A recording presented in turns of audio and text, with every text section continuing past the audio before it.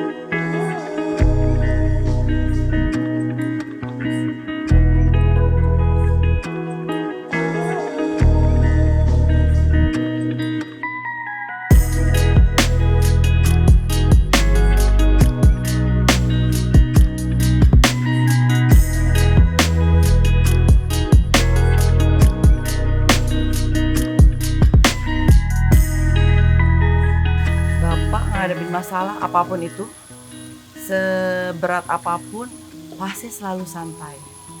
Itu yang nggak saya dapet maksudnya memang beberapa kali dapetin bos memang santai, tapi Bapak tuh terhitung orang yang memang santai tapi masih bisa, oh gimana ya gitu loh. Coba deh kita cari solusinya, tapi masih bisa sambil ketawa-tawa, masih bisa sambil ngomongnya juga masih enak gitu kan. Jadi akunya pun memang tipikal orang yang gerasa gerusuk, tapi kalau sama Bapak jadi kayaknya oh iya ya santai aja deh gitu kan, bapaknya juga santai kok gitu kan, jadi kayak gitu.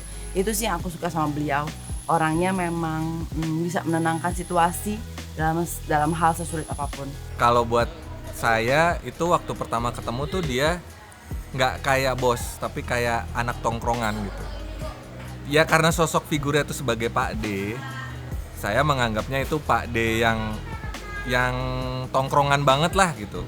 Sebenarnya dia tuh bukan bos langsung di atas saya sebenarnya, bukan. Tapi dia tetap bos di finance gitu. Nah cuma waktu pertama ketemu kan kita jadi deket, jadi sering ngobrol, dan aku ngerasa dia tuh kayak Pak D yang bisa kita ajak nongkrong gitu loh. Pernah kan kayak ngerasain punya Pak D kayak gitu nggak? Ya nggak semua orang pernah sih, tapi dia itu enak banget diajak nongkrong gitu.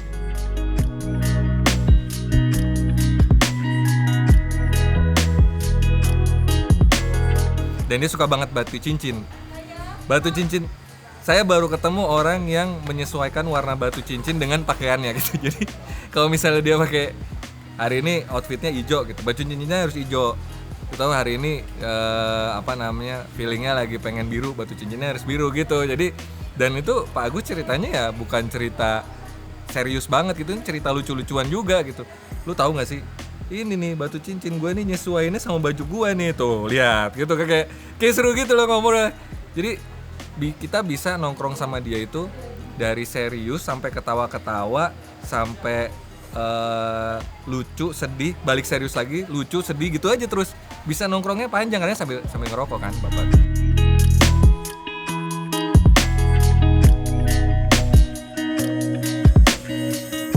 Dan dia suka banget musik. Karena tadi akhirnya didatengin Mas Candil, saya tahu banget itu pasti untuk nyesuaiin sama Pak Agus yang demen banget musik rock sebelumnya gitu. Kesini-sini dia juga seneng banget musik jazz, tapi sejarahnya dia senang musik tuh emang senang musik rock. Dan tadi tuh keren banget sih dia bisa nyamain Candil gitu kan, kayak Ari Bamba yo, wah gitu lah, kayak wah Pak Agus, wow. Nggak nyangka. Saya kaget nih, itu momen pertama kali seumur hidup saya kerja bareng Pak Agus nangis. Itu dia lagi meeting sebenarnya, nangis sampai keluarin sapu tangan gitu kan, lap air matanya. Ya maksudnya mungkin kayaknya dia inget lah ini memang hari terakhirnya, banyak lah gitu memori bersama teman-teman kan. Itu sekali. Sore kita makan bareng-bareng sekitar jam 4 gitu, ada sambutan segala macam. Acara casual lah. Itu Pak Agus nangis gak berhenti-berhenti. Mungkin itu hari Jumat itu Pak Agus harian kerjanya cuma nangis doang kayaknya tuh. Jadi meeting, nangis, stop, meeting lagi gitu. Terus nah ini yang di hari ini lah kita di Bogor ini kayaknya hari ini lebih sedih lagi ya, mungkin karena teman-temannya lebih banyak, terus momennya juga dapat gitu ya, dapat feel-nya gitu, terus teman-teman yang dekat termasuk Pak Yudi sebagai mentor, atasannya, kakaknya datang gitu kan. kayak Pak Agus hancur hati banget sih kalau saya lihat gitu. Nah itu ternyata saya sebagai anggota timnya, dia sebagai mentor saya juga lah gitu.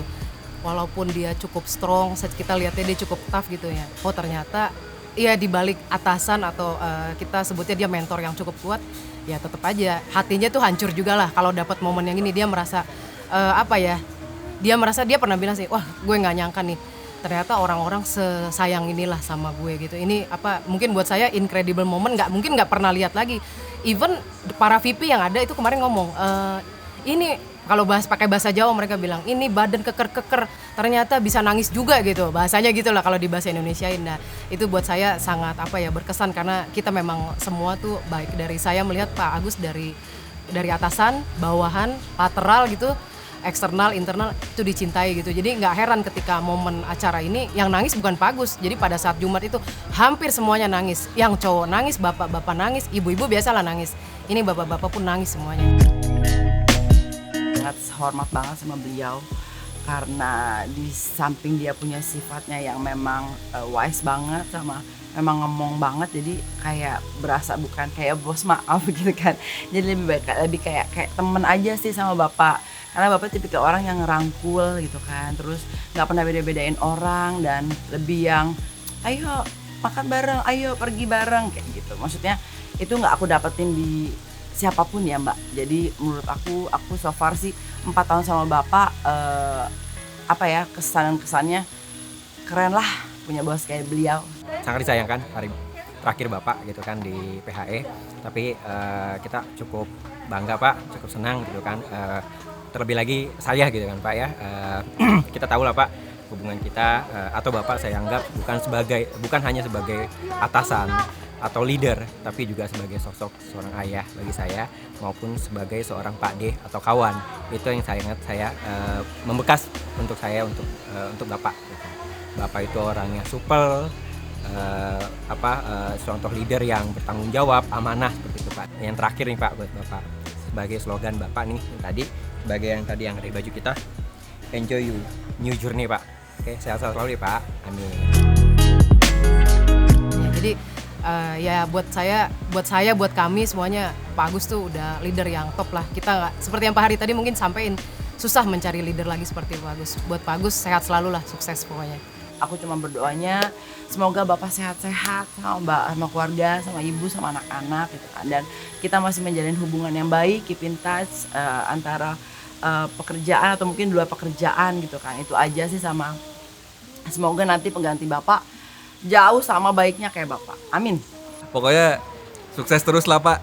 Saya terus terang sedih banget waktu saya pisah dari PHE, nggak ketemu Pak Agus lagi. Ini lebih sedih lagi karena kita mungkin akan lebih jarang lagi ketemu gitu. Jadi semoga nanti kalau kita ketemu di lain waktu, kita akan tetap jadi teman ngobrol yang asik ya Pak Agus gitu. Jadi sukses terus Pak Agus, selamat menjalani your new journey. Selamat pagi Pak Agus dan teman-teman. Kita kumpul pagi ini untuk syukuran dimulainya masa purna tugas Pak Agus. Selamat Pak Agus, sudah selesai berkarir di Pertamina dengan sangat baik. Saya ucapkan terima kasih atas segala support pembelajaran dari Pak Agus selama ini. Kita berinteraksi cuman sekitar 1 tahun 3 bulanan, tapi sangat-sangat berarti untuk saya. Saya masih ingat pembelajaran pertama dari Pak Agus. Saya tanya Pak Agus dari mana sebelumnya, beliau bilang saya dari Pepsi Pak. Saya pikir tadinya Pepsi itu Pepsi Cola, jadi saya nggak tahu kalau ada entitas Pertamina yang namanya Pepsi gitu ya. Jadi saya belajar banyak ke Pak Agus dan saya pikir banyak hal-hal yang teman-teman bisa ambil dari karir, integritas, dari komitmen, dan dari semangat dan dari fun-nya Pak Agus dalam berkarya di Pertamina. Pak Agus, saya doakan semoga sehat-sehat selalu, tambah bahagia bersama keluarga, selalu sejahtera, dan bisa menikmati masa purna tugas ini dengan baik. Tetap semangat dan mohon dapat tetap mendukung kami. Kalau teman-teman telepon jangan tidak diterima Pak Agus. Kalau teman-teman masih nanya-nanya gitu ya. Kalau saya WA juga mohon dijawab. Dan semoga selalu bisa goes seperti biasa. Mungkin sekarang goesnya bisa setiap hari. Oke, sekali lagi selamat Pak Agus, selamat memasuki masa purna tugas, dan terima kasih atas seluruh support, segala support, khususnya untuk saya selama 1 tahun 3 bulanan ini. Terima kasih, selamat pagi, assalamualaikum warahmatullahi wabarakatuh.